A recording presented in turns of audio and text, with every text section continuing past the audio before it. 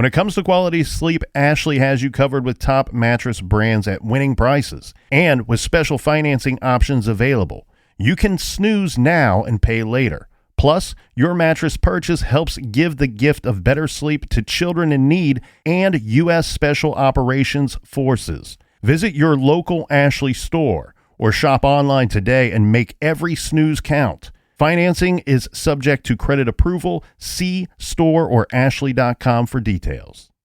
Canva presents True Crime of Design. In the office, Maya spots something unusual in the presentation. What's this? It was an off-brand font. Her coworker explains. I added the font. I thought it was fun. It was not.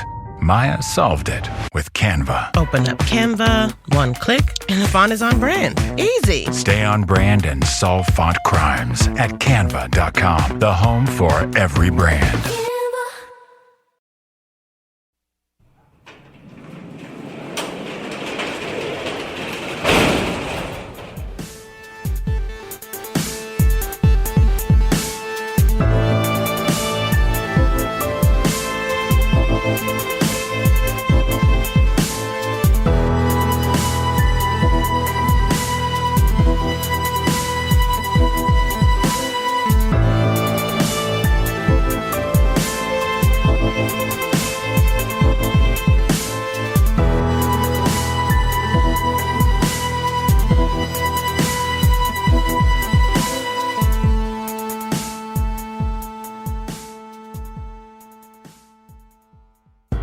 Welcome to True Crime Garage. Wherever you are, whatever you are doing, thanks for listening. I'm your host, Nick, and with me, as always, a man that will not be watching the World Series due to a make-em-up show about zombies. He is the captain. Thank you. It's good to be seen, and it's good to see you. Rest in peace, my friend Glenn. You do know he's not real, Well, right? It seemed real to me, okay?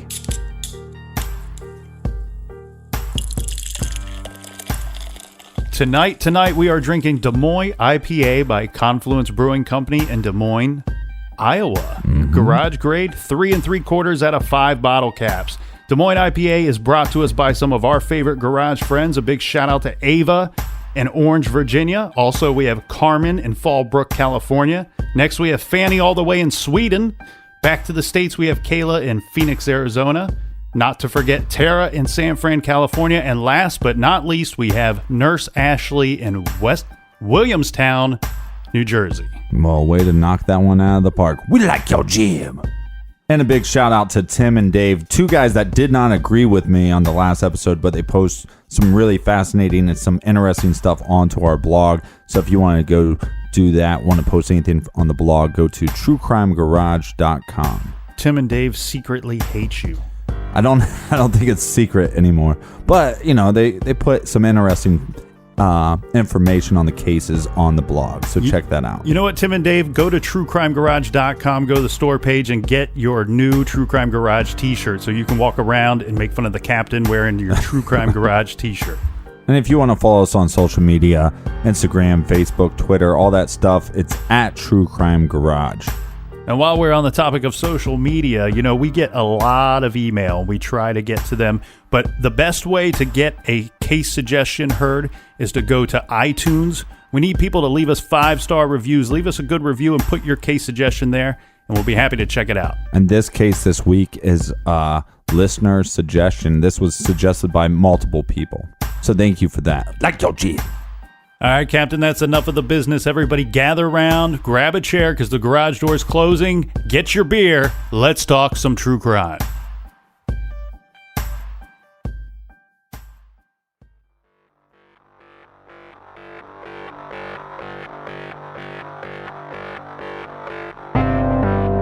This is True Crime Garage. And this is the case of Johnny Gosch.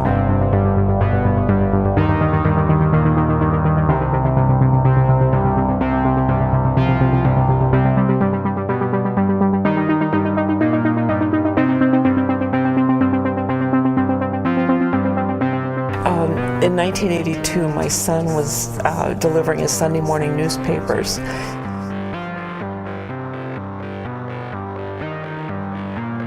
And a man approached him asking directions. There were witnesses that saw the man, heard the man, saw the car, the license plate number, all of it.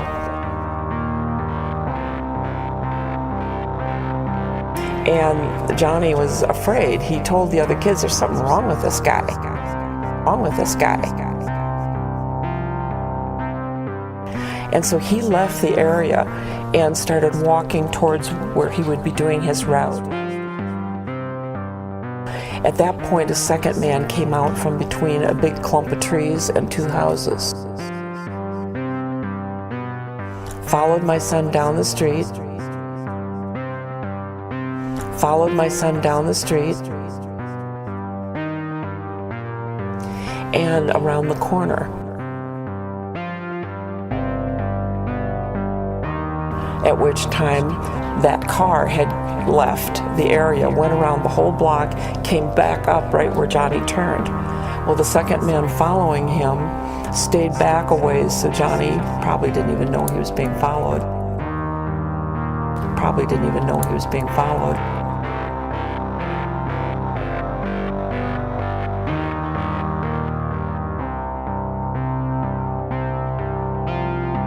And then shortly thereafter, somebody jumped out of the back seat. Johnny was shot with something. We don't know if it was a type of stun gun, a taser, we don't know what it was, but he was shot with something and dropped to the ground. And the reason we know this is there was a young man in his bedroom that was right there on the street, that corner. He heard some noise outside and he looked out. He saw all this happen.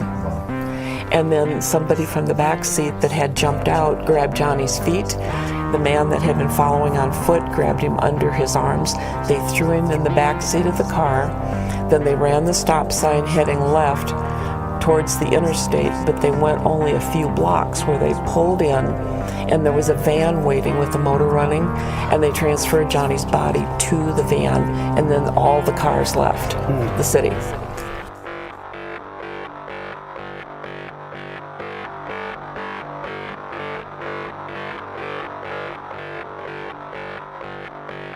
Tonight in the garage, we are talking about the child abduction of young Johnny Gosch way back from 1982. This is one of the most famous child abduction cases of all time. This took place in Iowa.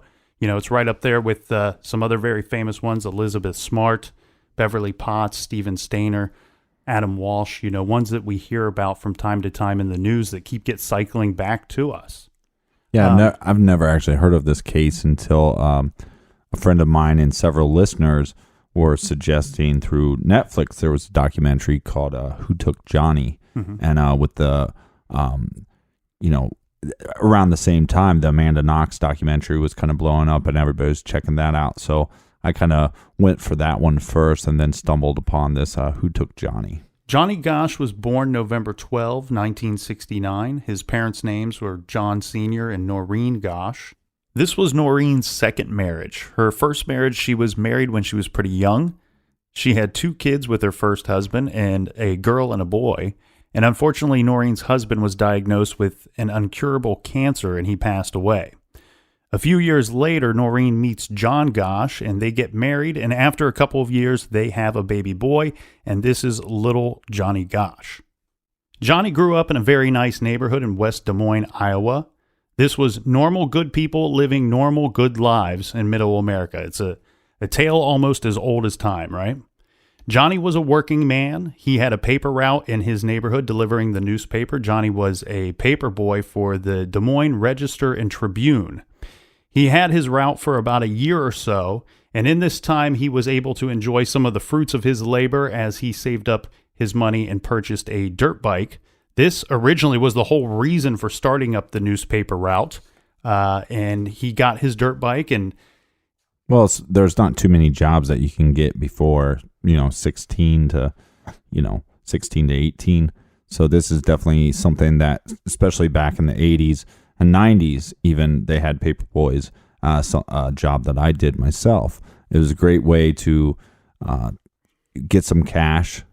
So you can buy some things. And the only problem with it is that most of the paper routes you had to do every day. Mm-hmm. Yeah, Monday through Sunday, and Sunday being the big day. That's when, I had a paper route as well. And it seemed like, Monday and Tuesday, you could burn through your paper route real quick. You could do it in about 10, 15 minutes if you were on bike. But the route I had, it seemed like every single door received the Sunday paper, where not as many people received it during the week. And I know that we have some younger listeners going, well, nobody buys a newspaper. Well, back then, most people did, and most people had it delivered to their house, especially on the weekend. Yeah, and you probably were doing your paper route in the 90s like me, and this is, a decade before that Johnny's doing the paper route. So there's probably even a bigger load as far as the Sunday papers go. And somehow Johnny was able to save up enough money from his paper route for a dirt bike. It would have taken, I don't know what kind of paper route he had, but my paper route, I would have had to done it for 30 years to purchase a dirt bike. Yeah. But he had his for about a year. He had to purchase the dirt bike, and this is something that he enjoyed riding, and he would go riding with his older half-brother. They'd go out in the fields and go riding. But this leads us up to our story here, because on September 5th, 1982, this is a Sunday at 5:30 a.m., Joe Gosch, that's the older half-brother that we spoke about, was leaving his home. He was heading to his job at the Village Inn. This was located in West Des Moines. Mm-hmm. Before leaving, Joe knocked on Johnny's bedroom door and asked if he was getting up to start his route. Johnny replied, yes. Joe, knowing his little brother was up, he decided it was time for him to leave his house. He left on his motorcycle and he went off to work. Johnny left the house to deliver papers with his dog Gretchen. This is like a little Deshaun wiener dog type of dog, those little great dogs. Not really great for scaring anybody off, but great company, to walk with you on your paper route. And since it was Sunday route, now what Noreen claims is that the husband helped Johnny out every day for the 13 months that he had a paper route. Now, what I'm wondering is, one, did he only help him out on the Sundays? So would it be that he helped him out every Sunday?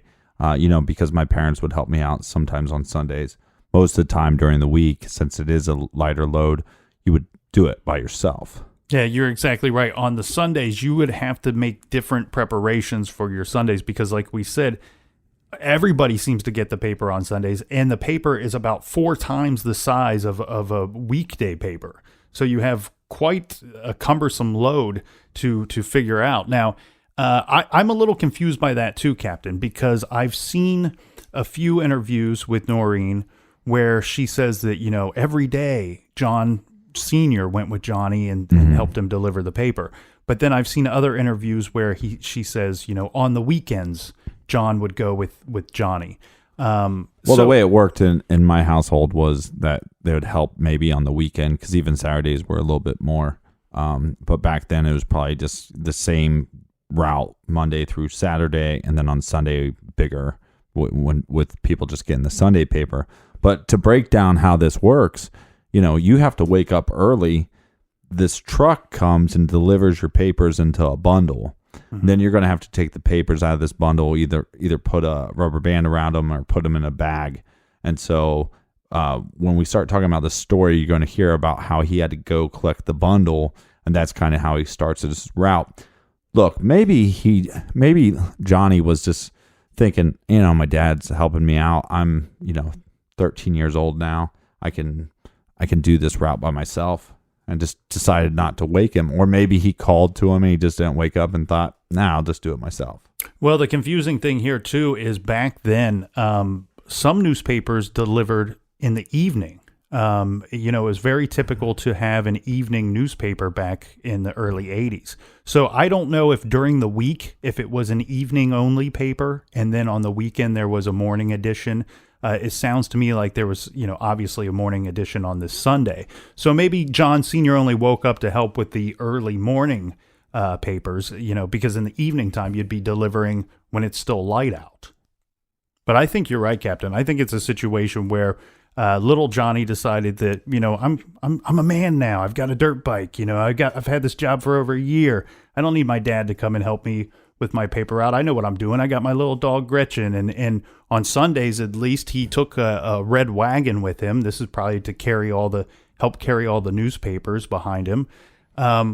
And so he gets his dog. He's got his red wagon that he would take with him. And he used the wagon, as we said, to load up the papers and pull them beside him. And Gretchen would go with him house to house, and they would do the paper route. Well, for whatever reason, he did not wake up his father this morning. This day, Johnny went out alone. So Johnny left the house around 5:45 a.m. And we know this because his neighbor reported having heard Johnny pulling the wagon through his yard. This was a typical shortcut that Johnny would take regularly. He knew instead of walking all the way up to the corner, going on the sidewalk and then just to make a left, you could just cut diagonally through this guy's yard and shorten your trip a little bit.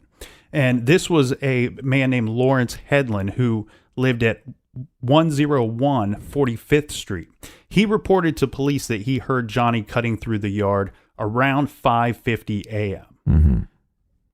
This shortcut would get Johnny to Ashworth Road, where he would then go to the corner of Ashworth and 42nd Street. This is where he would collect his papers.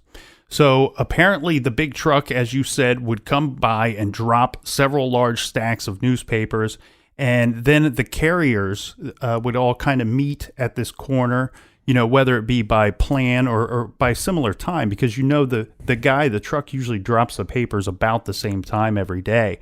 And you would meet there and you would do just what the captain described. You would bag them up, or you would put them in wrap them with a rubber band, and then you would start your route. And some people do this as they go, so you could just toss it into your wagon, and as you go, you roll them. But the nice thing is that they're dropping off all the packages of the papers and one group. So then you're going to have paper boys that see each other, and they can be account for each other as well. And that brings us to our first eyewitness. We have Mike. This is another paper boy. He can see Johnny walking and pulling his wagon. Johnny is traveling east on Ashworth, walking toward Mike. Mike is at the corner of Ashworth and 42nd Street. Remember, this is where the truck drops the newspapers for the carriers to collect. Mm-hmm. Mike sees a car traveling west on Ashworth, opposite direction as Johnny. The car stops and backs up to where Johnny is, and Mike observes Johnny talking to the driver. After they are done talking, Johnny continues east, and then the car makes a U-turn and turns around on Ashworth, now heading east toward the paper drop location. The car stops where the boys are collecting their newspapers, and the driver, he's asking for directions. There is an adult near the corner. But this is what's weird anyways, because you just stopped and asked Johnny. So what did Johnny say? We don't know, but we can assume that Johnny didn't give him directions or didn't know the answer to this question. Therefore, that's why the guy is doing a U-turn, and now he's in a group of boys collective. Mm-hmm. And there is an adult there. His name is John Rossi. Johnny asked Mr. Rossi to help the man, and then the man gets in his car and he takes off. It's at this time that eyewitnesses are going to get their vehicle description, and they describe the car as a two-tone blue, two-door Ford Fairmont. Johnny is now walking down 42nd Street. This is when Mike sees a man. It's been reported that he said a tall man or a large man step out from between some houses and start walking in the same direction as Johnny, but this man's walking, a ways behind Johnny, almost like he's following him. Yeah, like he's the trailer. Mm-hmm. So this tall or large man, he's actually on the opposite side of the street as Johnny, but he's going to cross over the street and end up on the same side and now following Johnny. Johnny then passes two other carriers. They are on the opposite side of the street, traveling in the other direction. The boys exchange hellos, but these two boys, for whatever reason, they do not seem to notice the tall or large man on foot following Johnny. Mm-mm. Johnny turns down Marquardt Street. This is where P.J. Smith is in bed. His house is across the street on Marquardt from where everyone believes that Johnny would have last been standing or walking last. Mm-hmm. P.J. Smith, he hears the sound of a car door closing or slamming. This causes him to lay up in bed, and he sees what he describes as a silver and black Ford Fairmont vehicle. And this is probably right around sunrise, I would believe. So now this car races off, ignoring a stop sign, and it turns left. And Mr. Smith can see the unattended wagon, Johnny Gosch's wagon, sitting by the sidewalk. Not too long after that, two carriers walk by and they see the wagon as well, but they do not see Johnny Gosch anywhere. Right. And then the wagon, there's still his dog, Gretchen, correct? Yeah. Yeah. So now that is an account. There are several different accounts of what occurred that morning that led up to the disappearance of Johnny. Mm-hmm. We have multiple eyewitnesses, one an adult, a few of these young boys that are out doing their newspaper routes. And they've told these stories to the police, and that's collectively the best scenario, the best eyewitness accounts that we could piece together that would sound or form more like a police report. Now, I do think, in all fairness, that we should also report Noreen Gosch's version of this same story. Now, I do want to point out that there are a lot of similarities, but there are also some slight differences. Now, one thing that we've been privy to, and you can find this on the internet, there are many, many interviews out there with Noreen Gosch, and she is happy to tell Johnny's story over and over again. And that's why we get these different versions of what took place that morning. Yeah, well, the question then becomes, is it a new version? Because a lot of the versions that she is giving, she's given versions based off of eyewitness testimony, right? Or people coming towards her and saying, hey, this is what I saw that day. And so, yeah, okay, her story in 1982 is going to be different in 1985. Her story in 1987 is going to be different if more people keep remembering stuff. And then obviously just the way she ends up telling it. Sometimes you leave something out, if you're doing so many interviews. I mean, the one thing you can say is that this altered this lady's life, and she really worked really hard to try to get justice or some closure or anything for her son. So that's she did her job as far as doing a ton of interviews. The problem with that, though, is there becomes these gray areas. I guess that would be the best way to say it. Yeah, you're very right. Johnny's mother, Noreen, would be Johnny's loudest and in an unwavering voice. She would be willing to keep his case alive forever, and for at least as long as she's on this planet, right? Mm-hmm. Noreen has a very similar, yet a little bit different version of the abduction, and I've tried to piece it together best as I could, given her interviews over the years. All right, so let's get to that right after this quick beer break. This show is sponsored by BetterHelp. Do you look forward to the holidays? Maybe you struggle with seasonal blues. This time of year can be a lot, and it's natural to feel some sadness or even anxiety about it. But adding something new and positive to your life can counteract some of those feelings. Therapy can be a bright spot, something to look forward to make you feel grounded, and to give you the tools to manage everything going on. If you're thinking of starting therapy, give BetterHelp a try. It's entirely online, designed to be convenient, flexible, and suited to your schedule. Just fill out a brief questionnaire to get matched with a licensed therapist and switch therapists at any time for no additional charge. Find your bright spot this season with BetterHelp. Visit BetterHelp.com/garage today to get 10% off your first month. That's BetterHelp, HELP.com/garage. Rosetta Stone is the language learning program with a lasting impact. I've been using their app to learn French, and it's not just about memorizing words, but actually having real conversations. And it's not just French. They offer 25 languages. Right now, Rosetta Stone has an awesome holiday deal, 50% off their lifetime membership. Every language, unlimited access forever. For anyone keen on diving deep into a new language, check out rosettastone.com. It's a game changer. Major phone carriers make you sign contracts with rigid data plans to trap you into a kind of forced phonogamy. Sounds pretty insecure if you ask me. At Consumer Cellular, we believe in a more consensual and healthy form of phonogamy, free of contracts and more flexible to your data needs. This way, you stick around not because we force you to with contracts and fees, but because you love our phone plans. Like ardently love our phone plans. Phonogamously. Consumer Cellular. When freedom calls, we're here to answer. Call us at 1-888-FREEDOM. Welcome back, Captain.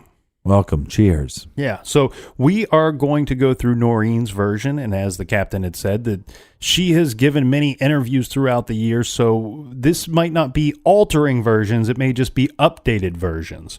But Noreen's version is pretty much the same leading up to the point of where the boys gathered at the papers, and I'll recap that real quick. This is Johnny wakes up, and he leaves the house without his father, takes his little dog in his wagon. He makes the shortcut through the neighbor's yard. And we know this from his older half-brother. Mm-hmm. And when he's making his way to the point where he's going to collect his newspapers, a car stops, a vehicle stops, and the driver is seen talking to Johnny. Now, Johnny continues on after talking to the driver, meets up with the other carriers, and he's collecting his papers. And this is where the story gets a little different. In Noreen's version, the man then pulls up to the corner where the boys are collecting their newspapers. And the man shuts off the car's engine. He opens up the passenger door, and he gets out, and with slurred speech, he is asking about... Well, he doesn't actually get out. He just puts his feet down on the pavement. So he's not fully standing up. He's just kind of got the legs out of the vehicle. Right. And with slurred speech, he is asking about directions to 86th Street. This is when Johnny turns to Mike and says, I've got my papers loaded in the wagon. I'm scared. I'm getting out of here. I'm going home. Yeah, there's something creepy. He had this, feeling inside, I think, about this guy that there was some evil doing going on. Now, before I get some hate mail saying, no, Noreen said that Johnny said this.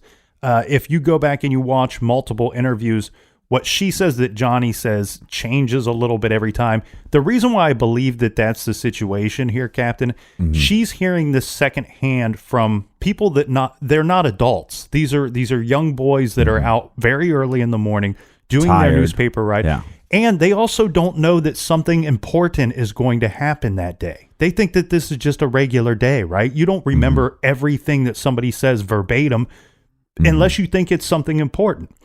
And so Johnny basically says something to the effect of, this guy's kind of creepy. Right. And I'm going to go about my business, or I'm going home. Yeah, he might have said like Captain Creepy Pants. I mean, who knows? Regardless, this is where Johnny continues down. He's collected his papers. Now he's going to continue towards his paper route. Yeah, because he has a job to do. I mean, you have kind of a deadline. People expect their papers at a certain time. Yeah, and once Johnny starts to head down the street, the other boys, some of them start to leave as well. This is when Mike, he's one of the other paper boys, he sees the man getting back into his car or pulling his legs into the car and getting back into the driver's seat. He turns on the engine, and he clicks the dome light 3 times. Mike looks down the street to see Johnny heading down the street, walking away from Mike, and Mike sees a tall man, he says about 6'3", come out from some bushes and begin walking down the street after Johnny. Now, let's dive into this just a little bit. I've often wondered about this, and it's been discussed by many, many people. If there were 2 people involved, or if there weren't 2 people there, right. if it was only the driver in his car, or if there was a man on foot, and if the man on foot had anything to do with Johnny's disappearance at all. Noreen suspects that the clicking of the dome light was some kind of signal to signal this man to come out or start walking after Johnny. I think that's a reasonable assumption. I think it's a reasonable assumption. And I can go along with that. But I'm going to throw it on the 50-50 table. Because here's one thing that I kept thinking about when reading this account over and over again. Now, remember in those old cars, my first car was a 1986 Buick. So probably not too much newer. White. Probably not too much newer than the vehicle that this person was driving. He was driving a late 70s, early 80s vehicle. Now, one thing in the dome light, you know how like the dome light has 3 modes? It's either off, on, or it's on when the car door is open. Yeah. And you know how like when you're in the car and if it's dark, you never really know if forward is turning it from car door to on or to off. Right. So if you were trying to just simply turn off the dome light so it wouldn't turn on when your car door opens, sometimes you would flick it on, and then you would flick it back to car mode, and then you would flick it off. Mm-hmm. And sometimes with these old vehicles, it would cause the light to go on, off, on, and then off. Well, yeah, I'm picking up what you're putting down. You see what I'm saying there? Part of me wondered if this guy is alone and if he's not actually signaling another villain, that he's simply just trying to turn off his car dome light because he's going to go do something bad, and he might not want his face seen or less chance of there being light on him at this point. And maybe it was just him figuring out how to turn the dome light off, and it wasn't signaling anybody at all. Well, we know that Johnny saw him. We know that Mike saw him, and then we also know that the adult saw him. Mm-hmm. John Rossi, I believe, is his name. Again, now why is this adult out there? The adult is out there because he's helping his kid with his route. So the adult is out there to pick up the papers. Sometimes you'd have this happen. My best friend had a paper route. I did my paper route probably 80% of the time without my parents' help. My friend, on the other hand, his parents would collect the papers, help roll them, and then wake him up. So he's kind of lucky in that fashion. He's one of those privileged kids with the paper. Yeah, he's privileged. But this adult's account is, in my eyes, makes a lot of sense because this adult is a lawyer himself. Yeah, and he puts in his 2 cents about the man that he saw in the car. You know, the boy Mike and some of the other kids had referenced slurred speech. Right. So your immediate thought is, well, was this guy drunk? You know, was he hammered? Is he intoxicated? Yeah. And Mike Rossi, the adult, he didn't believe that the guy was intoxicated. He actually states that the guy seemed pretty alert, almost hyperactive, and kind of like ready to go. It didn't seem sleepy at all. But again, we have an adult probably waking up early a bunch of times. And then you got a bunch of early teenager kids waking up. This is a lot harder for them to wake up and get their brains processing. Now, one thing that he did throw in about the description of the guy, Mike Rossi, he says that the guy... John Rossi, right? Oh, sorry, John Rossi. I'm confusing the boy with the adult. Thank you. But John Rossi says that the suspect or the person that stopped to ask for directions, he also didn't appear like he had just rolled out of bed, which John Rossi thought was weird at the time. Yeah. Because most adults, you get up, it's very early. It's 5:45, 6 o'clock in the morning, even though that it's a weekend. You know, you may look like you just rolled out of bed. This guy seemed like he had either been up all night or he'd been up for some time. Heck, I look like I just rolled out of bed at 9 o'clock at night. That's 24/7, son. 24/7. That's anyways. Yeah. So then what happens next? Okay. So now Johnny he's walking down the street, and this is at the point where the tall man who is said to be about 6'3" comes walking out from the bushes, and he's walking behind Johnny. Now, I've also often wondered about this 6'3" reference. Mm-hmm. Is your only frame of reference for putting a height on this guy? Is it in reference to how tall Johnny is? Because Johnny was a tall kid. I mean, in my opinion, he was only 12 years old, and yet he's 5'7" at the time. Mm-hmm. So I think that a vehicle, somebody driving that did not know Johnny, that saw him on the side of the road, especially when it's dark, just off a reference by height, I would actually think that Johnny would be older. Personally, that's what I would think, that maybe that this guy's actually about, instead of 12 or 13, that he's more likely to be about 15. Right. So I don't know if they came up with the height of 6'3" as a reference to how much taller he would have been than Johnny. Mm-hmm. He's 6'3", so that's roughly what? We got 8 inches there. So are they saying he's about a half a foot to a foot taller than Johnny? Anyway, that's the height that they come up with. Now, at some point, this is where he's walking down the street, and he goes down another street. And this is out of Mike's sight. This is where Johnny goes to Marquardt Street. And Mike hears a car door slam. Uh-huh. He hears the car door slam shut, and then the same vehicle that the boys had seen earlier. Yeah, the blue two-tone blue Ford. Two-door, yep. Mike sees that car speed off, turning left and heading toward the interstate. And now this all roughly takes place in about they say 12-minute time period. Let's say 10 to 15 minutes. In my first-hand account of being a paperboy, I mean, not only was I a paperboy, but I was an honorary paperboy. I had a special bag and everything. He had a special helmet that he wore. Yeah, that was to school.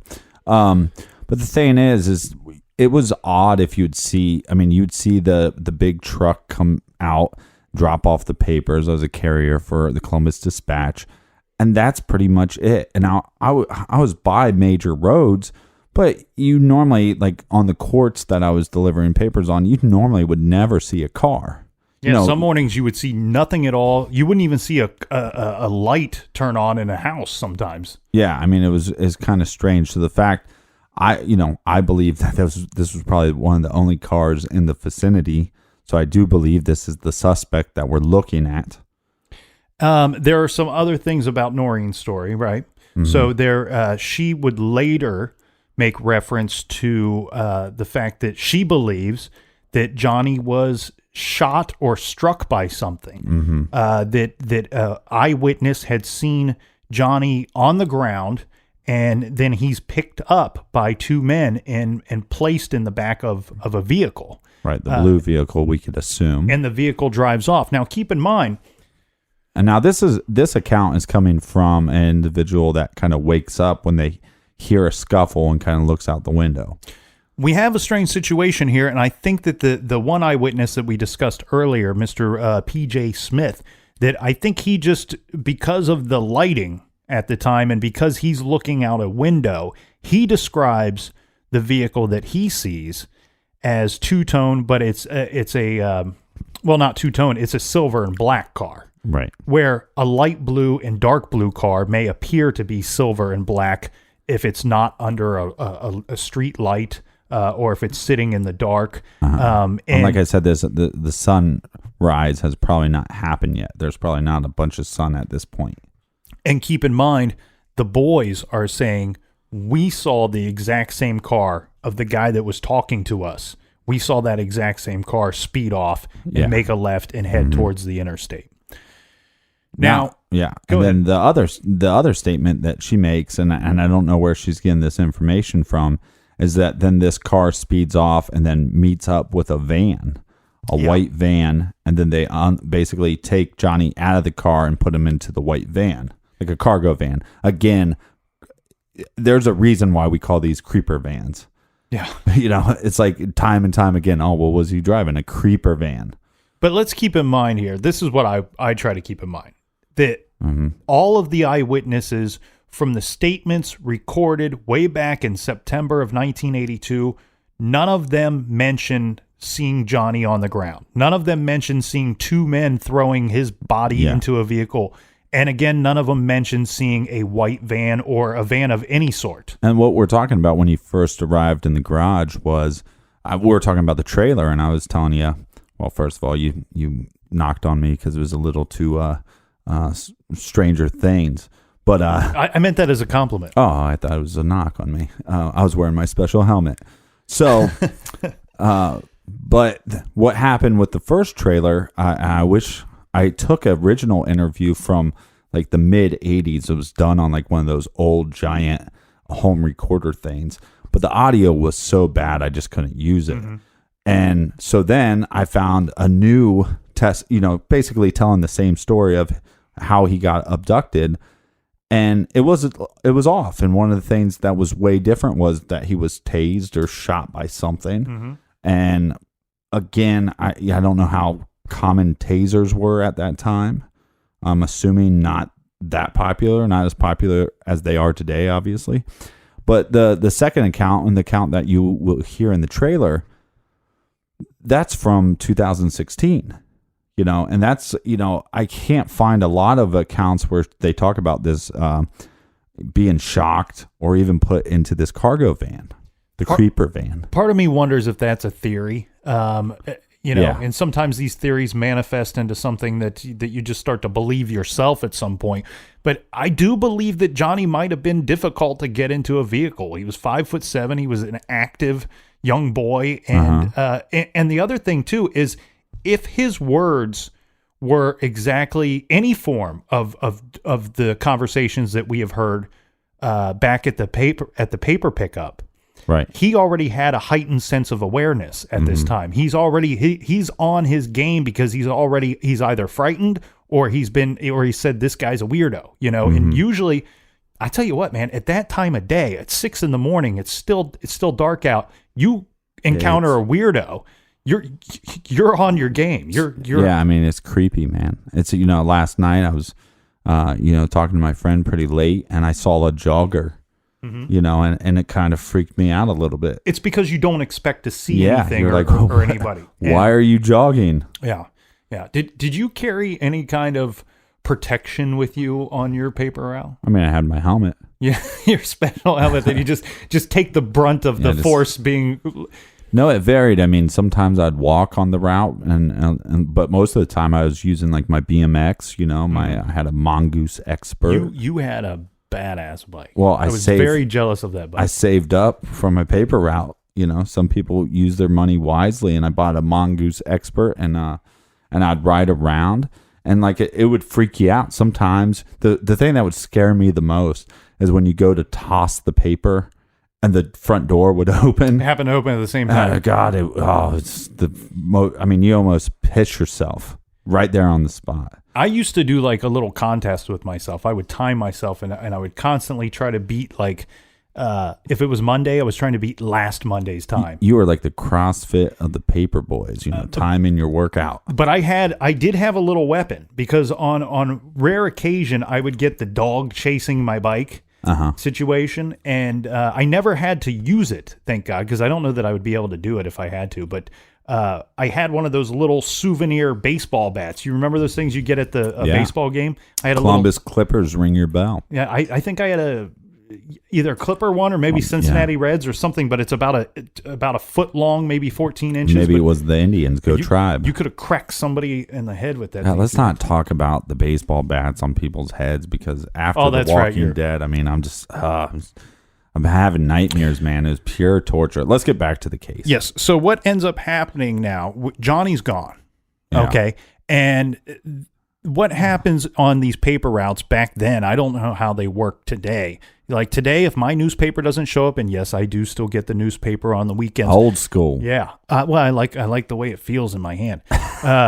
So that's what she said. When my newspaper doesn't show up, I just call the dispatch's customer service, and I wait 45 minutes before I get to speak to somebody. Well, because of all these situations, I mean, starting way back in 82 with Johnny Gosch, I mean, like we talked about, one of the most famous abduction cases in history. It's a paper boy.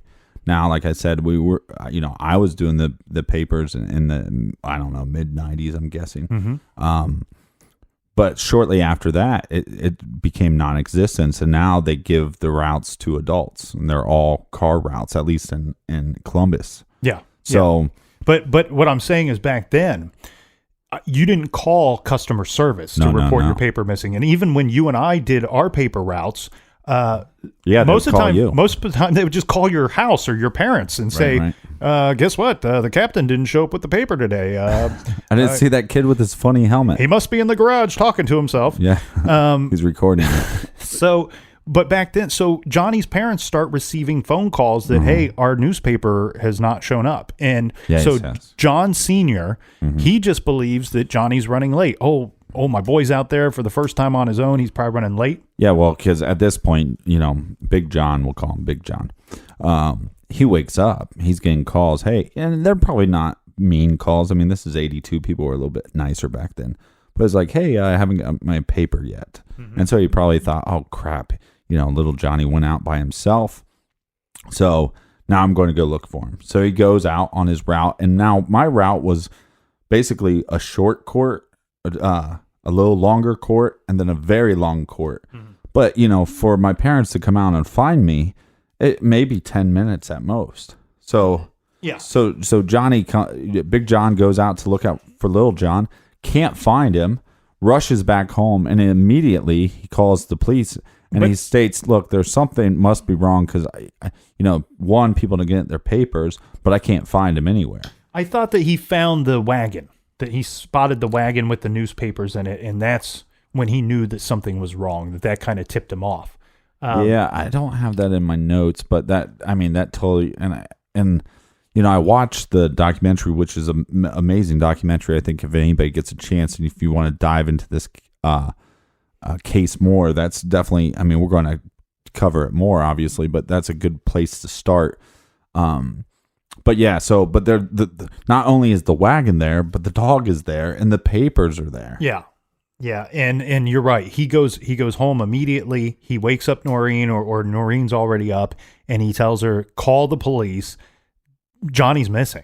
Mm-hmm. Noreen calls the police, and she says by her account that it was approximately 45 minutes before the police arrive to take a report. And back then, unfortunately, they had a 72-hour waiting period when a teenager specifically a teenager would go missing. Mm-hmm. I would imagine, hopefully, they would have better procedure if it's a 3-year-old or a 5-year-old.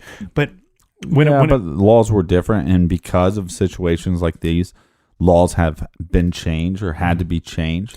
The other thing that Noreen does, which is interesting, is she calls the district manager of the paper route, because I had a guy that I had to report to if something was, if somebody called my house and they're missing the paper, they could also call the dispatch to complain, but it would go to my district manager. So she ends up calling the district manager, explaining look, we can't find Johnny. She gets the numbers of the boys on the different paper routes. They get a good model of the car, the man talking to the boys. So she starts collecting, and this is pretty quick afterwards. We're talking about within an hour or two, let's say, to be safe. She's now collecting eyewitness accounts because she doesn't have anything to report to the police, and she's getting these eyewitness accounts from the other paper boys. Right, and like we said, it's about 45 minutes from the time that they call the police that they arrive. They take the report from the parents, and at some point they are asked, well, has he ever run away before? Right. And they almost word it in a way that sounds like he's probably run away before and he's run away again this time. Mm-hmm. And Noreen and John, Big John, say, well, he's never run away at all, including this time. And in fairness to the cops, though, this is something that you would think that you need to ask. Well, and this is one thing that we talked about when we covered the West Memphis 3. There were so many people in the Paradise Lost documentaries that got angry and upset with John Mark Byers because he seemed to throw out there that, oh, my son was on this prescribed drug and he happened to not take it today. Right. And really what we pointed out there is what we're going to point out here. There are certain questions that the police are trained to ask given certain situations. And in a missing persons case, or when a person is being reported as such, a police officer he or she is trained to ask, are they on any medications? Right. Have they ever run away before? Right. So what happens is sometimes this is very off-putting to the parents. And what I think happened here is I think we've seen Noreen. Okay. She's a take no prisoners kind of person. I really, as far as her being a crusader for Johnny, I champion her and I like the cut of her jib. Yes. And I think what has happened here is I think when she was asked, has your son ever run away before? I think Noreen probably gave the officer the business, and this really kind of ticked off the police department. Yeah, but she doesn't give the crazy business. You hear her sometimes in interviews get a little animated, but in no way, shape, or form is she a disrespectful person. She seems very respectful from people, and obviously she might be a little hysterical because her boy is gone, but she seems very respectful. I just mean she's a person looking for help, and I don't think she believed she was receiving it at that time. No shit. Right, yeah. And like you had said, she goes into action mode on her own, and Big John goes into action mode on his own. They go into parental, we are in charge, we're going to find our child mode. And the other thing here too is after the police take the report, they don't come back for several hours later to talk with the parents again. And this is when Noreen and Big John are collecting this information. They've even started organizing their own searches by this time. Because basically now what's happening is they're talking to all these paper boys on their routes. They're talking to the customers of their child that haven't received their paper. The whole community in essence is worried. You got the cops in there looking at you saying, hey, he probably just ran away, which makes zero sense. Okay? 0 cents. You're exactly right. Go ahead. Okay, because one, think about it this way. I mean, his little, maybe he wasn't in love with this little red wagon he had, right? But he was using that as a tool.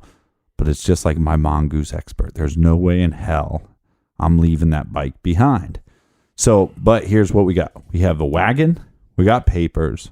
This kid for 13 months was super responsible with his paper route. We don't have any accounts that we know of neglect or lackadaisical attitude towards his business. And then we have his dog. That's the biggest part of this. You're exactly right. You know, if you don't like your dog, you're not taking the dog on the paper route. You're not just doing that for the fun of it. You're doing it because you love your dog and you want to, hey, I'll just take my dog with me. Right. He was a part of the paper. He or she, Gretchen, she's a part of the paper route. And I think you're exactly right, Captain. I think that I understand the 72-hour waiting period. Back then, more kids ran away than currently. Whatever. But when you see the circumstance, when you see the wagon sitting there full of papers, you see the dog left behind, that doesn't scream runaway. Well, we have two pieces of evidence that are really important. We have this mysterious man that we have multiple eyewitnesses accounts of seeing this mysterious man and this not mysterious car, but it's it's this car. We got the eyewitness accounts of that. And then we have the scene where Johnny left all his stuff. By all those accounts, there's nothing to me that points in the direction of runaway. No, this screams a potential dangerous abduction. That he probably went somewhere unwillingly. And not only is this man seen and spotted twice, he's spotted twice, both times speaking directly to Johnny Gosch. Yeah. Well, and then he speeds away, and just the creep factor. I mean, so it's weird. Let's go through the description of this guy. So from the eyewitness accounts, this is what we were able to piece together. The suspect is 5'9", approximately 5'9", 175 pounds. He had dark eyes, dark eyebrows, appeared to be in his early to mid 40s, black hair, which was combed back. He had a black mustache, and it's also reported that he either had a heavy beard or unshaven appearance. And he also may have appeared to be Latin. May have been driving a two-tone blue car, real dark top and light blue bottom, mid-size vehicle, approximately 1979 to 1981 model, clean inside and out, no vinyl top, plush interior. And here's one thing that's very helpful is the Iowa license plate. The other thing that's interesting about that Iowa plate is Noreen claims to have had a partial plate, partial plate number. Right. I would love to see that on a website somewhere, but that's not been given in any of the interviews or the documentaries that I know of. Do you want to talk about the search party? Yeah, so like we talked about before, I mean, Noreen is now calling in. Big John is talking to a lot of the neighborhood, and they basically get together about 20 people or over 20 people, anywhere from, let's say, 30 to 50 people, right? Let's just do a bigger range. 30 to 50 people show up at this park, and they're going to search. They're starting a search party for Johnny. Well, the sheriff shows up, right? Yeah. And the sheriff shows up, and this guy is going to play a bigger factor in this story as we go. Yeah, we'll get into him more later, but as far as this is concerned, this is Police Chief Orville Clooney shows up to the police search chief. party. Sorry, I said sheriff. Police chief, Captain Police Chief Douche Schnozzle is what we'll call him. But basically, he shows up, stands up on a picnic table, and says, "Hey, everybody go home. This kid is nothing but a damn runaway." Mm-hmm. Now, 23 people of this bigger group show up at the front lawn of the Gosch's house and they're standing outside, and they said, they're pissed off because they're like, "Wait a second, we thought you wanted our help." And they said, "Well, yeah, we did want your help. What the hell is going on?" Yeah. And they're like, "Well, police chief Captain Douche-Nozzle told us to go home. He's just a runaway."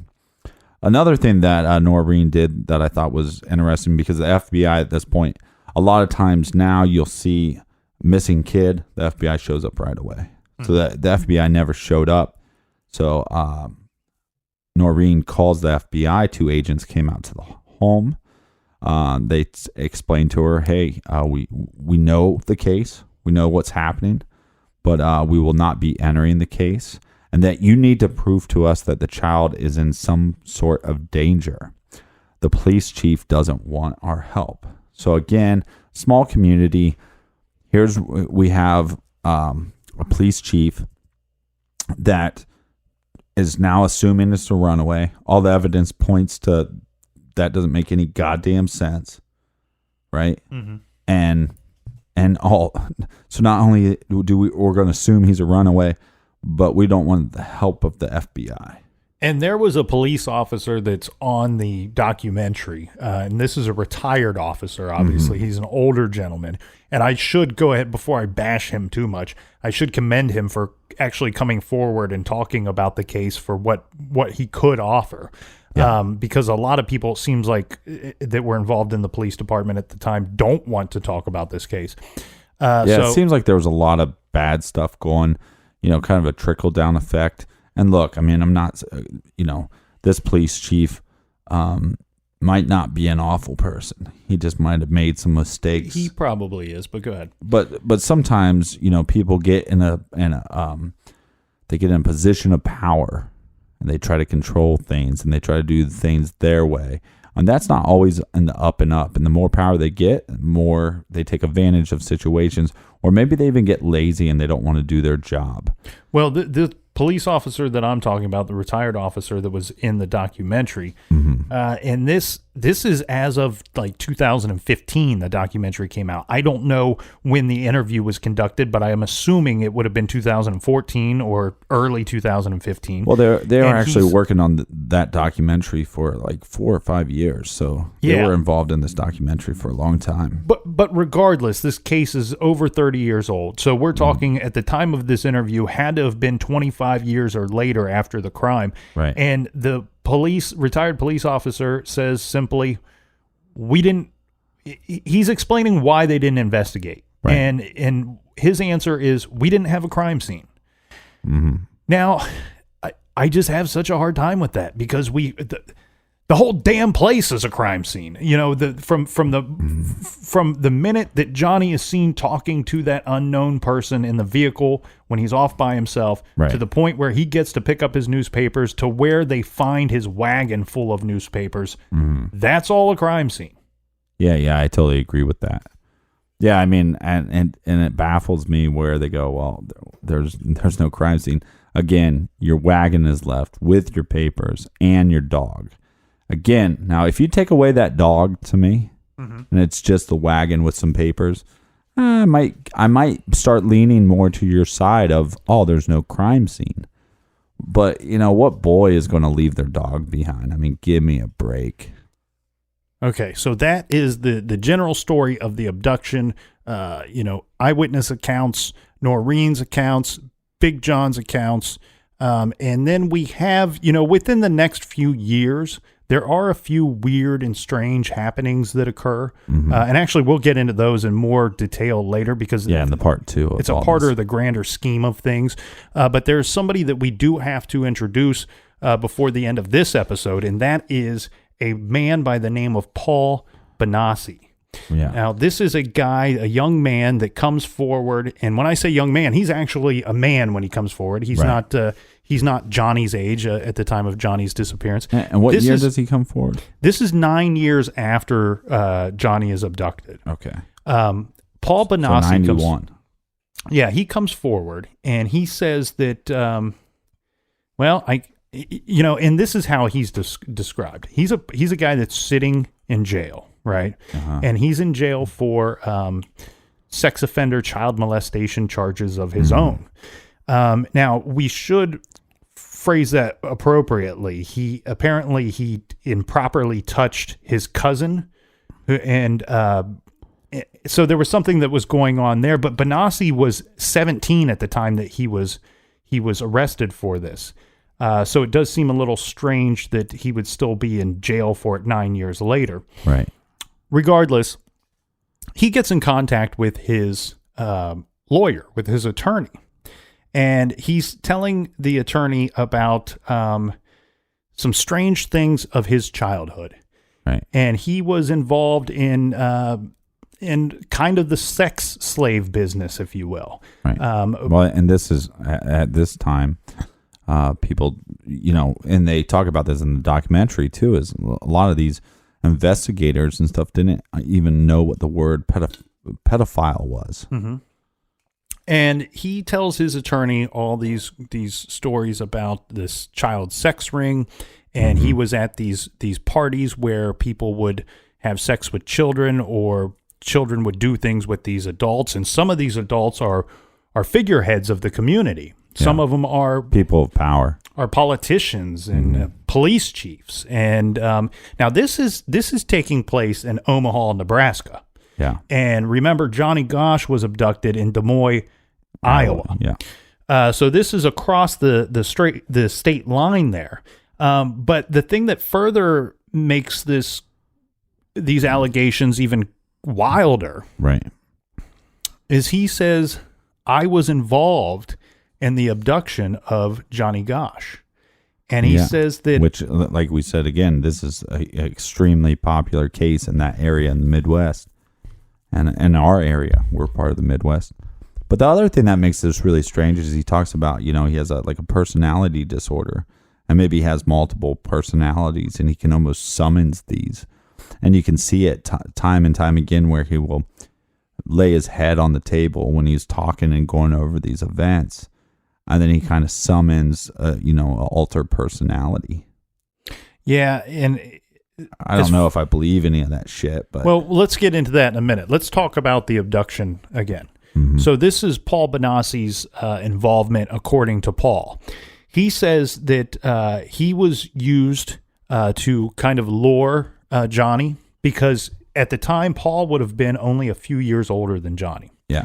And this might have made it easier to get him in the vehicle or to draw him close if you needed to do something to him. Yeah. Paul said that not only was his job to lure Johnny near the vehicle or to talk to the other men involved, but at some point, his job was to hold down Johnny Gosch in the back seat of this vehicle and chloroform him. That's where you take the rag or whatever and you stuff it over the person's face and you hold it there until they fall asleep. Well, the fumes are what makes them pass out.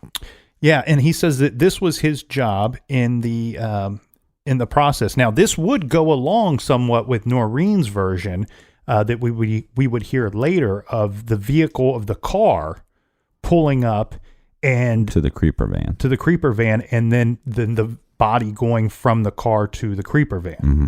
And then would assume that it would be limp at that. Johnny's body would be limp at that point because, of the rag and the asphyxiation, right? Mm-hmm. Is that what happens? Well, no, because that would mean he would be completely dead. Yeah. But he's knocked him out. But with the fumes, yeah, immobilizes him. So the story seems plausible, but it's also very crazy, right? And what's his motive for talking about this? I mean, because sometimes there's that, you tell us some information and we'll let you go early, but actually this is implementing you in something way bigger than what you're in jail for in the beginning. Yeah. And here's the problem. I can't come up with a motive for why he would come forward with this, because he does not get out of jail early for the crime he committed. He does end up being involved in a lawsuit, in a civil lawsuit. Right. Now, this is for his claims against the Larry King, Lawrence E. King, who was involved with the Franklin Credit Union. Yeah. Now, this is a much bigger story than what we can fit into the end of this episode.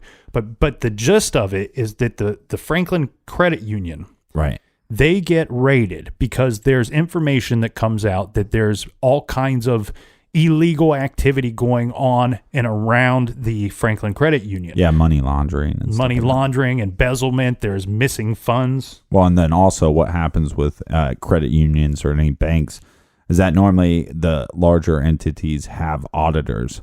One of my good friends, Jeff, which just texted me 2 minutes ago, said he listens to the show now, which is pretty cool. But he travels the country auditing these different banks. So a lot of times in these audit situations, they start finding all these crazy discrepancies. Mm-hmm. So now they're figuring out, okay, well, we got all this money going to all these places. And based off of, an investigation that's, purely financial, and the Up and Up in the Financial Institute, it uncovers this holy hell of, to me, it's just almost, demonic almost, as far as what was going on with these higher ups. Yeah, so Benassi and a few others claim that the Franklin Credit Union and Larry King specifically, and now let's call him Lawrence King, so we don't confuse him with the great Larry interviewer from CNN that everybody knows about. It's not the same guy. Lawrence King. Yeah, so this is Lawrence King. Lawrence King, very bad. Larry King from CNN, very good. Yeah. Okay, so Lawrence King, he is involved in using this organization that's called Boys Town. And he's also using some other child organizations, but basically Boys Town is a place that Boys Town, it sounds like a boy band. You would send young men, young boys to this place, and they would have activities for them to do and things like that. There's probably summer camps involved. This could be for troubled youths. This could be for persons that maybe they don't have the traditional family life at home. Kind of like a Big Brother program or something. Exactly. And it sounds like Lawrence King and some of the people involved in his ring, they were using this as a way to... don't even say it. We know what they were doing. They're a bunch of weirdos. Right. So they're having these parties, and they're taking these boys and these young girls... And they're taking advantage of them.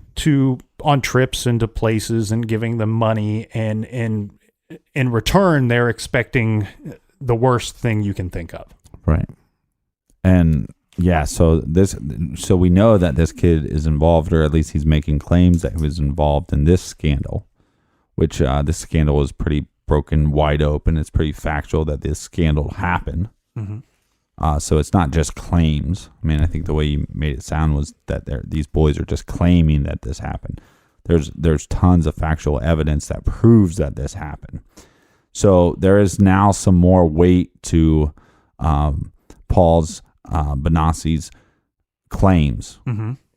And what takes place here too is this is when he comes out that I was involved with the Johnny Gosch abduction, and he says that the reason for this is that this ring, this child sex slave ring, they liked to abduct clean kids, these weren't kids that were involved in the program, and that Johnny was one of these kids, and that on occasions they would auction these youths off to these perverted people, whether it be people from the States or from overseas. So basically what Paul's saying is that since he's been to these parties, since he's been taken advantage of before, that he's just not, he's not worth much to these individuals. And so some of the guys, the higher ups, guys with a little more money, like we said, they put a price tag. I'll pay, $10,000, $5,000, whatever the dollar amount is for a new kid that's never been taken advantage of before. Now, Paul also claims that he can prove that he was with Johnny Gosch, and he says this because there's some identifiers on the young boy. Right. And one is a birthmark on Johnny's chest, in his chest area. Now, this, we should point out, though, that some of the interviews and things that you hear will say that this definitively proves that Paul Bonacci knew Johnny Gosch, that his story is true. But we should point out that birthmark was heavily publicized. Mm-hmm. It was something that everybody that knew anything about the case knew of this birthmark. Yeah, and it's weird. I mean, let's just talk about this birthmark for example, because when we end up talking about the pictures that may or may not be Johnny Gosch, they talk about, can you see this birthmark? It's kind of a discoloration. Mm-hmm. It's not like this very noticeable. It's just kind of a different coloration. It's not like a Gorbachev, very prominent it's red. More of just kind of maybe a little bit of a darker tone in this one area around his shoulder and chest area. He also says that there was a scar on Johnny's tongue, and Noreen confirms that he would have had a scar on his tongue. Yeah, because he bit through his tongue when he was younger. Again, now that one wasn't publicized for any knowledge that I have of that. Exactly, as well as a burn scar on Johnny's leg, on one of his legs, and Noreen confirms that he would have had a burn scar as well. And again, this one is not publicized either. Right. And the final thing that he says is that Johnny would stammer. His speech would stammer when he was upset or scared. He also describes, he talks about the abductor. He names him. He says his name was Emilio. Yeah. And he would go on to say that Johnny was purchased by a guy that lived in Colorado. Right. Again, so what we have right now is we have Paul's claims. One, I think, backed up a little bit about the Lawrence King scandal. There's some credibility there. Mm-hmm. Now we got these weird marks, the birthmark, which again maybe he knew about from the publicity. We have the birthmark. We got the scar on his tongue from cutting through his tongue when Johnny Gosch was younger. And then we got this burn mark on his leg. Now, Noreen is saying, okay, well, there's some things that he should not know about. And then he talks about this whole scenario. So we got two, right? He's batting, pretty good right now. And he starts talking about this connection about he's bought and they're going to take him to Colorado. Now, again, they're kind of thinking, well, this guy is a little crazy. He's summoning other personalities during interviews. Yeah, you had said earlier personality disorder, but multiple personalities is what he was. Yeah. They thought he may have had. Yeah, and he would summons them. It's really strange, and I don't know how much I buy that or how much attention he was looking for. Again, Paul did some bad things himself. To family members, and there's other claims or whatever. And now you have this whole ring that he's possibly involved. Again, I think it's a situation where he was a victim, and now they're making him victimize people. This ring of people. So now he starts making these claims about somebody hiring. They want hiring people to capture Johnny, so he, this gentleman will be able to be the first one to take advantage of Johnny. And he's making claims in Colorado. Well, when they go out and have Paul show them where this place was, it's this ranch that was owned by a prison guard or somebody. Correct. And this is where it gets really strange for me. He talks about behind the back, underneath the porch or something, there's this opening. And he said that's where we'd put the kids. Well, not only is there an opening that this guy talks about, this secret doorway, there are these tunnels that are dug underneath this property. And then when you go into these tunnels and you look up into these floorboards, underneath this building, there are child names. You can talk into the mic. That's what you got to do. I like talking to you. Yeah, well, you got to talk in the mic so the beautiful people can hear your nasally drone. Yeah. So we're in the underneath the house. Right. There's these tunnels or holes dug out, and they almost look like foxholes to me. You know, like what they say in war. You know, you're down this foxhole. Not a real fox, but a war fox. And this is where you would, I imagine that if you thought the authorities were coming, or if there was somebody coming to the house, that you would place a group of children under there so you could conceal them and your secret wouldn't be out. But as you were saying, that there's names or initials. Child initial. Again, we don't know what it is. I mean, all we can go based off of is Paul's claims, and that's some crazy shit to just make up out of nowhere. Yeah, I want to offer my opinion on his claims so badly, but I feel like we got so much more to get into before we can do that. Okay, keep going. Well, we should also mention in 1992, a show that we've talked about a lot on here, is the famous show America's Most Wanted, hosted by John Walsh. Now, John Walsh actually knew Noreen and John Gosch. Right. They had met through the investigation of finding Johnny, and they, along with other parents, were involved in the founding of the Foundation for Missing and Exploited Children, right? Which the True Crime Garage has made our little donation, and will do so again in the future. But John Walsh features this case on his show. Now, by the time that he's able to feature it in 92, the reason why they wanted to, this is the anniversary of the 10-year anniversary of the abduction of Johnny Gosch. Right. And they're able to present Paul Bonassi's story during the same episode because he's already come forward at this time. Now, the strange thing here, I mean, as if Paul Bonassi's story couldn't get any stranger. He has all these strange claims and all these strange things that he's saying, but then he says... And his actions, I mean, the actions of summoning, I'm going to summons a different personality is kind of bizarre. Well, and the personalities, some of them, they have names and ages and things that they've experienced that other personalities have not experienced, which is wild. But anyway...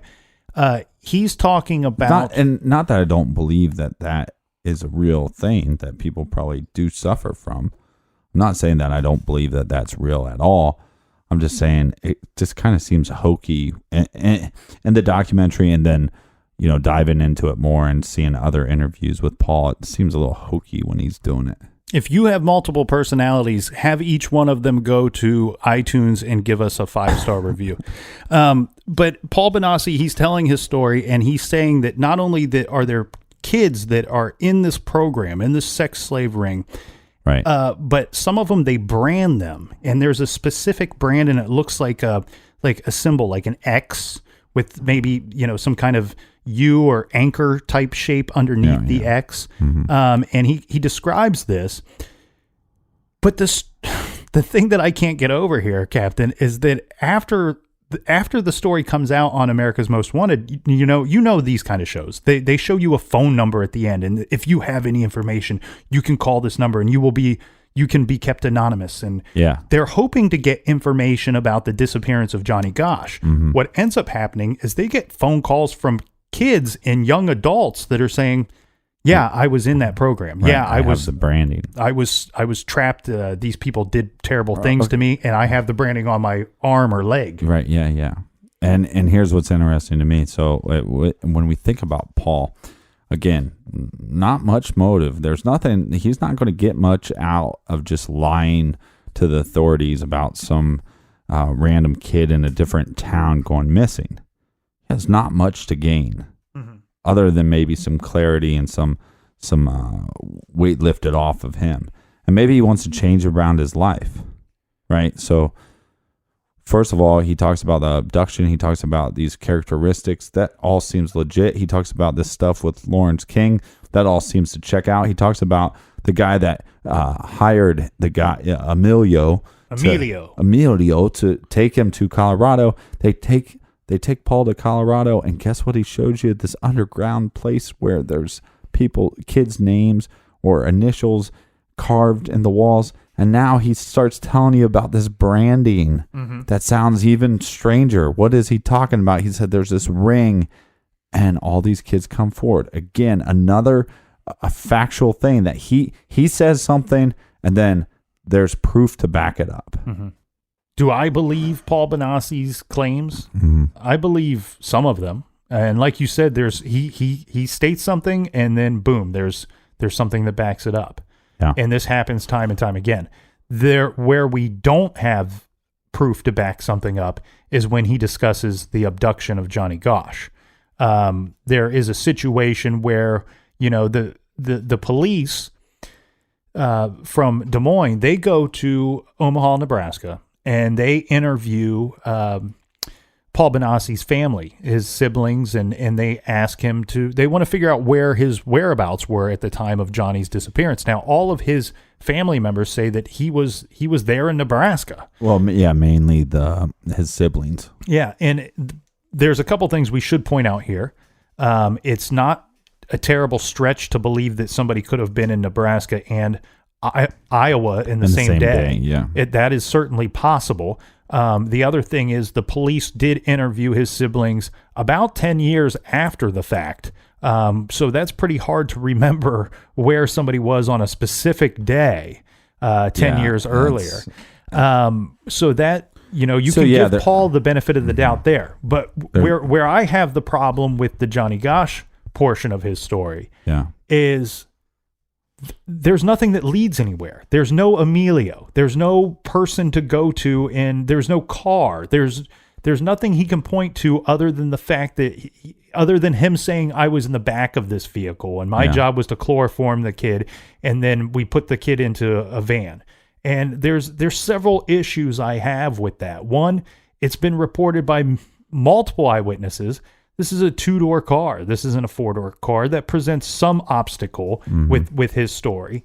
The other thing is you can't lead us to Emilio. You can't tell us who Emilio is. Is Emilio a code name? Is the guy's real name? I mean, somebody said he could have been Latin.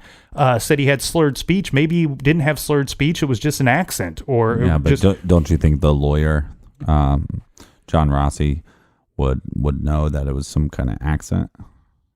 You'd think he would know. Possibly. I could agree with that. But again, what I'm getting at here, Captain, is he can't lead us to the vehicle. He can't lead us to Emilio. Yeah, but he was also a kid at the time. Yeah, he would have been 15, 16 years old, yeah. Yeah, but that's a freaking kid. And 10 years later, I mean, the difference between the captain when he was 15 and 25 was a huge difference. But what I'm getting at here, and the other problem I have with some of the Paul Bonassi story is that his lawyer says that he spoke, and this is when the lawyer finds out about Paul's multiple personalities. Right. He says, I spoke to this psychiatrist that was leaving, psychiatrist, whichever one it is. Right.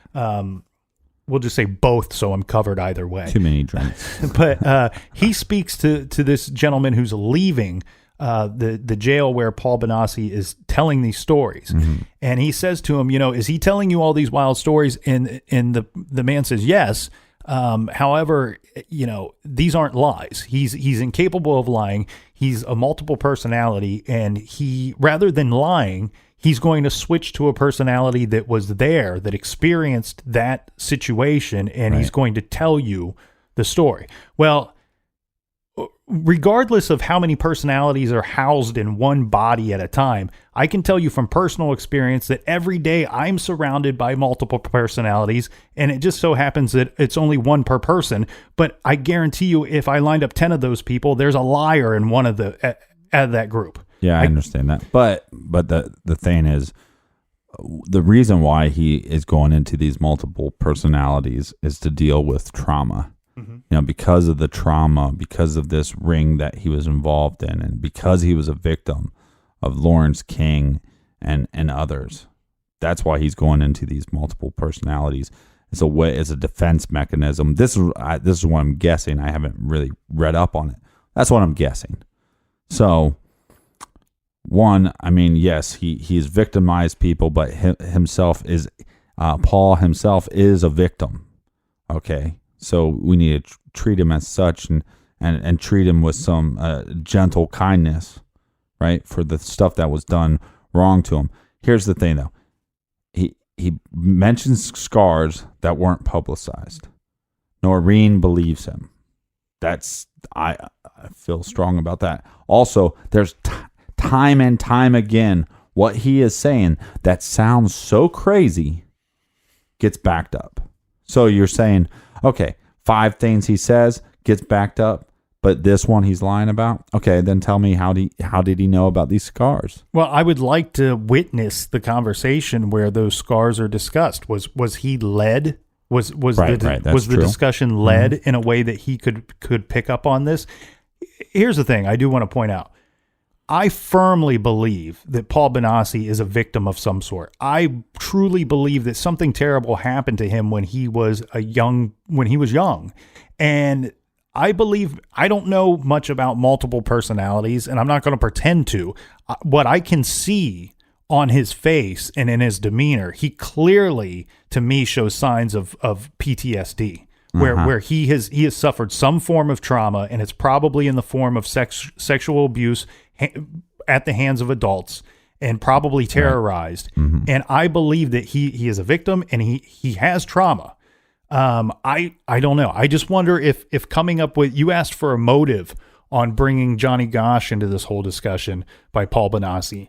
And I just wonder, was he telling this story about Lawrence E. King over and over again and nobody's believing him? Was he telling this story about this child sex ring and nobody wanted to hear it? And then all of a sudden I bring up Johnny Gosch, and oh, how the ears have opened. Oh, how the microphones have swarmed to me. Right. And now I have a platform to discuss what's really going on. Right. And I just lured you in.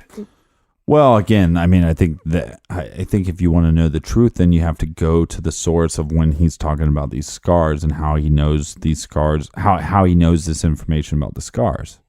You know, because the thing too is that, you know, when I first heard this, I thought, well, what if, I mean, look, if this kid is involved and, you know, he's just kind of used goods. I mean, that's what he says. Like, that's his own words. You're right. Exactly right. They're not really interested in me because I have already been taken advantage of. And that wasn't the thrill. There's bigger money and taking advantage of these kids, for, you know, for the first time. It's fucking disgusting. Okay. First of all, but, what if your French is not very good? So I pardon it. Fuck it. I mean, when you're talking about this stuff is disgusting, you know, and these to me are the closest thing that we have on this earth to demons. Mm-hmm. This is to me, you know, whether you believe in heaven or hell and God and all that stuff, to me, this is a satanic action. I mean, that's a demon action to abuse kids like that. And, you know, I'm not, you know, a proponent for the death penalty, but, you know, I would like to, you know, take a baseball bat to a lot of these guys' heads, you know. But anyways, maybe he just got confused and they actually abducted a different kid, you know. But again, the scars and Noreen saying, now again, this is a mother. Is she just hearing stuff that she wants to hear and making connections where there aren't connections? I don't know. The other strange thing, though, to me, Captain, in this whole investigation is that the police, and I mean specifically the Des Moines, Iowa police that were involved in the disappearance of Johnny Gosch, involved in the investigation. I don't even know if we can call it an investigation on their end. It didn't seem like they were putting much effort into it at the time. No, I mean, look, a couple hours in, they're telling the community that this kid's a runaway. But no freaking evidence to back that up. 9 or 10 years later, whatever. I don't care how long it is. They never, at any point, they go and interview Paul Bonacci's siblings and determine by their recollection that he could not have been in the area of Johnny Gosch at the time of the disappearance. However, they never speak to Paul Bonacci. Right. I can't wrap my head around that thing, man. Why wouldn't you talk to this guy? Even if he's completely wrong. You know, in a lot of murder cases and a lot of missing persons cases, there will be some wacko that walks off of the street into the police department and says, hello, my name is Bloogity Bloogity, and I have information about this thing. Or look at the JonBenet Ramsey case. I mean, you got a guy overseas claiming he did it. And when police are doing their job and detectives are working hard to try to solve a case, they might know that a person is batshit crazy, but they will sit down and talk to them anyway. Why? Because you never know what they are going to say. You never know. Something in there could be factual. Something there could be a clue in there somewhere, something to follow up on. And again, we just see little to no effort on the part of the police to look into the disappearance of a young boy, of a 12-year-old dude that's out delivering newspapers, that was a part of his community, and he grew up in a nice area. Yeah. We're not talking about, time and time again, we hear about some poor young African-American boy that got handed a raw deal. That's not the case here. This is a kid in a nice neighborhood that you expect to get every break, right? And they didn't even do it there.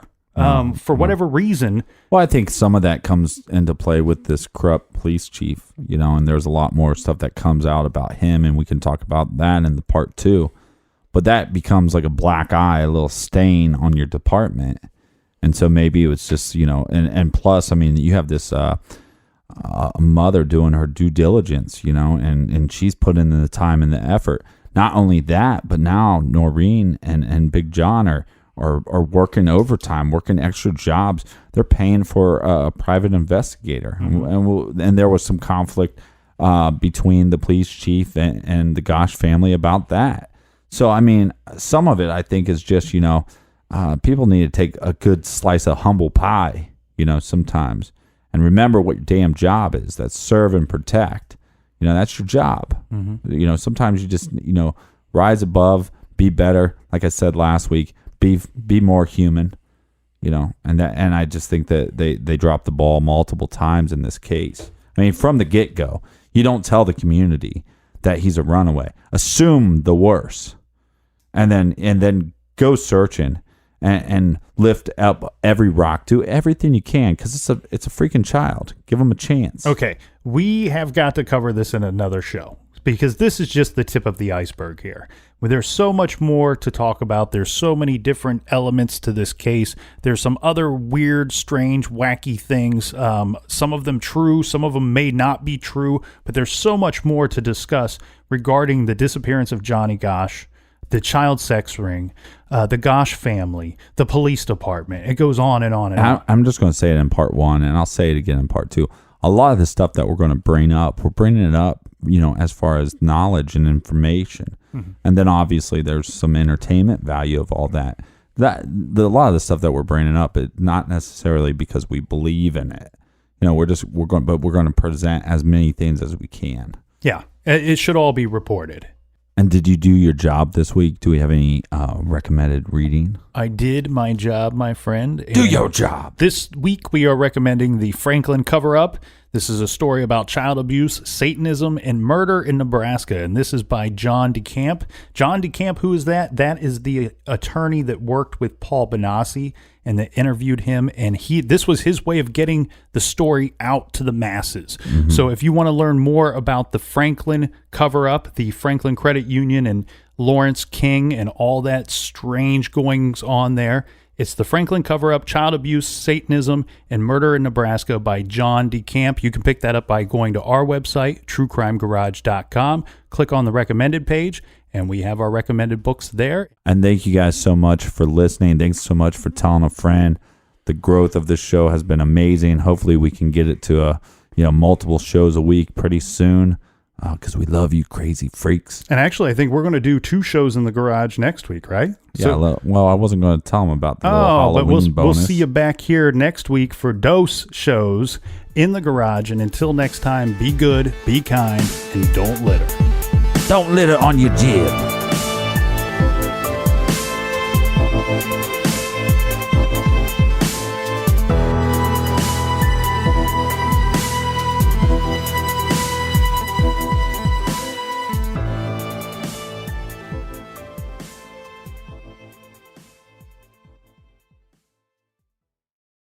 Angie's List is now Angie, and we've heard a lot of theories about why. I thought it was an eco move. Fewer words, less paper.